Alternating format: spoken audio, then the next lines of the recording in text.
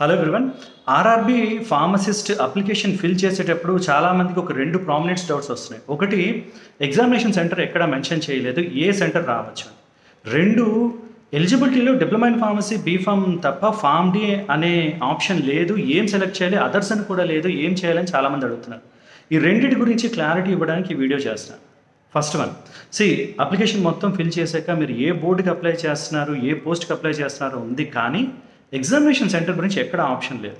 నేను ఆర్ఆర్బి అఫీషియల్స్తో మాట్లాడితే వాళ్ళు చెప్పిన ఇన్ఫర్మేషన్ ఏంటి అంటే, exam CBT computer based test. ఈ కంప్యూటర్ బేస్డ్ టెస్ట్ అన్నీ కూడా అయాన్ డిజిటల్ సెంటర్ అనే సెంటర్స్లో సిస్టమ్స్లో కండక్ట్ చేస్తారు.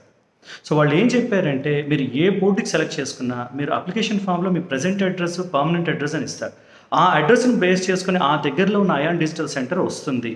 మీరు ఇప్పుడు కోల్కతా బోర్డుకి అప్లై చేస్తే కోల్కతా వెళ్ళి రాయాల్సిన అవసరం ఉండదు.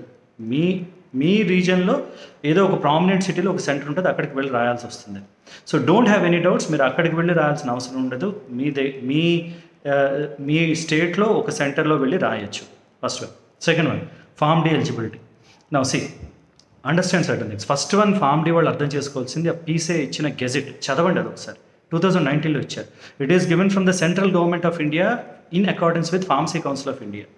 ఏం చెప్పారంటే గెజెట్లో, డీఫామ్, బీఫామ్, ఎంఫామ్ ఎలిజిబిలిటీతో ఏ ఎగ్జామ్స్ ఉన్నా ఇండియాలో ఆ ఎగ్జామ్స్ అన్నిటికీ ఫార్మ్ డి వాళ్ళు ఎలిజిబుల్ అని చెప్పారు. ఇది పీసీఏ వాళ్ళు ఇచ్చిన క్లారిఫికేషన్. సెకండ్ వన్, మీకు ఇచ్చిన నోటిఫికేషన్లో ఎలిజిబిలిటీ క్వాలిఫికేషన్స్ చూడండి. ఏమి ఇచ్చారు? డీఫామ్ అని ఇచ్చారు, ఆర్ బీఫామ్ ఆర్ ఈక్వివాలెంట్ అనే వర్డ్ ఇచ్చారు. ఈక్వివాలెంట్ అంటే మీరు వస్తారు ఫార్మ్ డి వాళ్ళు. సో మీరు అప్లై చేసేటప్పుడు బీఫామ్ అని సెలెక్ట్ చేసి అప్లై చేయండి. అప్లై చేసి డాక్యుమెంట్ వెరిఫికేషన్ అప్పుడు పీసీఏ గెజెట్ చూపించండి. There won't be any problem. మీకు ప్రాక్టికల్గా ఒక కేసు కూడా చెప్తాను. 2018లో ఆంధ్రప్రదేశ్లో గవర్నమెంట్ పాలిటెక్నిక్ లెక్చర్స్కి నోటిఫికేషన్ వచ్చింది. ఆ నోటిఫికేషన్లో ఫార్మ్ డి అని ఇవ్వలేదు, బీఫామ్ అనే ఇచ్చారు.